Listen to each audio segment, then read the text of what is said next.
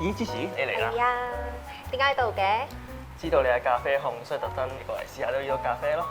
順便我哋可以探下我哋保良局特殊學校嘅畢業生，呢度啲咖啡佢哋都有幫手沖㗎。咁犀利啊！咁一陣間真係要去試下佢哋啲手勢，同埋睇下佢哋點樣沖啊！準備就緒啦。要裝幾多啊10滴先。哦，10 gram。然後要做啲咩啊？壓粉。因為我中意飲咖啡，都可以沖俾人飲。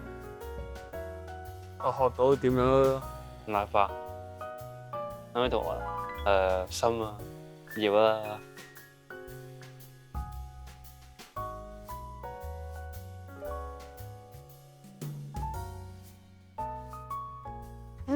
好香好好味啊！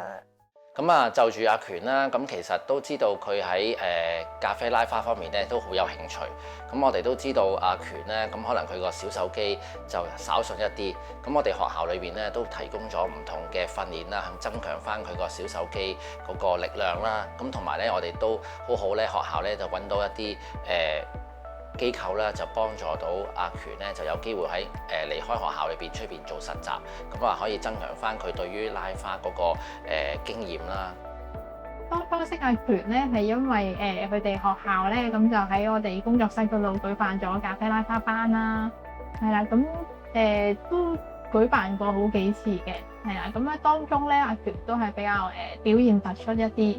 咁同埋咧就係都會好照顧其他同學啦，咁所以我哋都比較留意到呢個學生。有一日咧，咁啊老師就同我哋講啦，咁就話呢個同學仔有興趣嚟做實習喎。咁我哋諗過之後咧，都覺得OK 啦。咁譬如喺佢課學啊或者假期嘅時間咧，咁就過嚟做幫手。咁可能做一啲執拾啊，咁從中又可以學下啲咖啡嘅嘢啦。咁慢慢咧就有一日老師又同我哋講啦，咁阿權咧就畢業咯喎，咁問我哋會唔會請佢做正式嘅員工啦。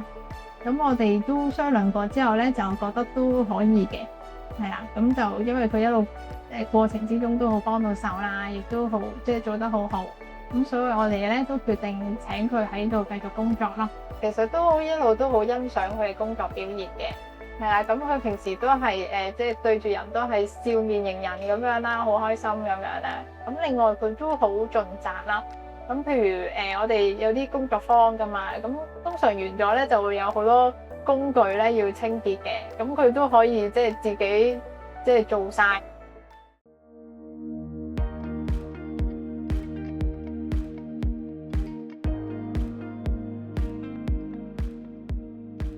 唔該晒。喂 Samuel，原來你喺度啊！我啱啱揾完阿權就唔見咗你啊！係啊，因為啱啱見到威威啊嘛，即刻揾翻去畫幅人像畫。哇，好犀利啊！睇下先，同你真係好似樣喎。威威你好勁喎！梗係啦，威威畢咗業之後，經常去唔同嘅活動幫人畫畫。哦，唔怪之畫得咁神似啦。威威啊，你幾多歲開始畫畫㗎？6歲開始畫畫。咁你最中意畫啲乜嘢啊？哦，人像畫係喎，你啱啱都有幫阿 Samuel 畫咗幅人像畫。你以前係咪有去啲 cafe 度幫人去畫畫啊？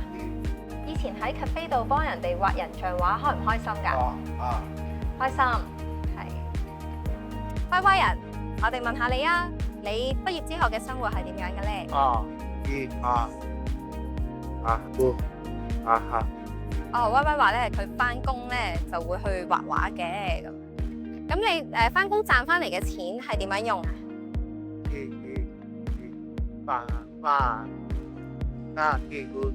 哦，哇，好犀利喎！威威咧話佢咧翻工揾翻嚟嘅錢咧係會俾媽媽啦，同埋會俾自己食嘢啦，同埋會用啲錢嚟買電腦喎，係咪啊？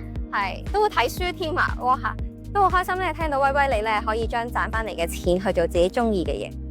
威威咧其實係一位非口語嘅學生啦，咁其實可能同佢溝通方面咧，佢以往可能他靠寫字啦，咁我哋就發現到原來佢畫畫方面咧都可以好表達到佢內心嘅世界啦，所以咧都有機會咧就帶佢出面咧去參加唔同嘅畫畫比賽啦，甚至乎做一啲服務，甚至乎咧佢作為一個中學生之後咧，佢有機會咧係註冊成為一位展覽藝術家。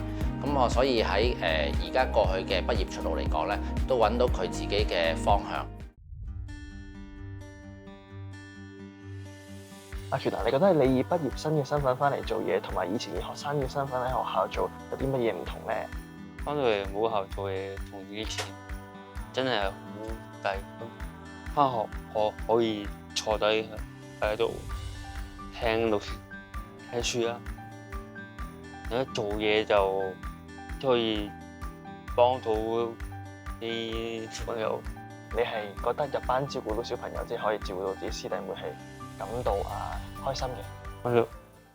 芝芝啊，今日真係好開心，可以見到我哋特殊學校嘅畢業生能夠喺畢業之後發揮所長啊！係啊，我知道咧，學校喺同學仔在學期間咧都提供咗唔少嘅協助，例如咧會為同學仔提供度身訂製嘅學習計劃，去提供符合佢哋特定需要嘅教學同埋支持，去確保咧佢哋咧喺適合嘅環境入邊學習同成長。哦，好似海威咁啊！係啊，就好似海威咁，雖然佢唔擅長講嘢，但係學校咧會提供一啲打字嘅機器，同埋咧會俾一啲説話嘅訓練佢哋，等佢哋咧去好好表達自己。咁我又考下你啊！你知唔知道咧學校係點樣去幫學生去面對畢業後嘅生活咧？呢條問題好簡單啫，完全考我唔到啊！我知道學校為咗幫助特殊學生面對日後嘅職場生活，會喺高中嘅時候增設唔同嘅職前培訓課程，包括社交小組、職業技能訓練同埋乘車訓練等等，幫助學生掌握實用嘅技能，令佢哋喺未來嘅獨立生活做好準備。你呢個答案咧就95分啦！保良局嘅提供嘅協助又點會得咁少啊？我哋咧仲會同社會企業合作，為學生咧去提供唔同嘅實習機會，令到佢哋可以喺一個真實嘅環境入邊學習同埋適應，增強佢哋嘅社會經驗。就好似俊權咁，佢畢業之前咧去過咖啡室去做實習生，唔單止獲得寶貴嘅經驗，之後仲繼續可以喺嗰度畢業之後打工添。講起嚟，我真係越嚟越掛住我哋特殊學校嘅同學仔啊！唔知其他畢業生佢哋做緊啲咩呢？咁我哋不如下次就去探佢哋啦。